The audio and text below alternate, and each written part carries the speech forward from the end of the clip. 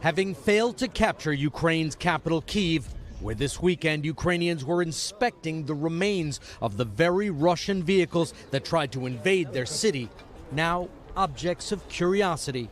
And after being driven back from Ukraine's second largest city, Kharkiv, Russian troops now have their sights trained on the Donbass, Ukraine's eastern coal mining region close to Russia's border.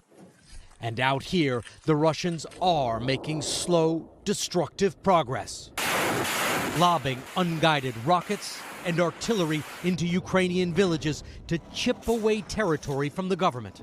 Russian forces have the center of Donbass surrounded on three sides and are driving toward the city of Kramatorsk.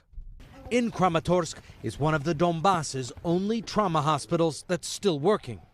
All of the women in this recovery room were wounded by Russian artillery and survived that split second between whistle and bang. What happened to you? How did you end up here in the hospital?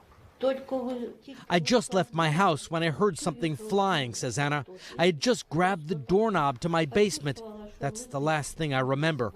In a nearby bed, Vera, 95 years old, was in her bedroom. Relatives were cooking outside. Suddenly there was an explosion, she says. I felt a blow to my head and the windows and door in the bedroom flew off. But reaching the towns and villages around Kramatorsk to evacuate refugees and wounded is increasingly a challenge. This is as far as we've been able to advance for now. Ukrainian security forces won't let us push further toward that village, and it's obvious why. You can hear intense exchanges of artillery fire between Ukrainian troops and Russian forces. And it's been going on like this all morning. Amid the exchanges of fire, 2 Russian jets dropping flares for defense scream by at low altitude. The fighting is too intense for evacuations today. And today, for the first time in this conflict, a Russian soldier was convicted and sentenced for a war crime. He had pleaded guilty to killing a Ukrainian civilian outside of Kyiv, and he is to serve life in prison. Savannah?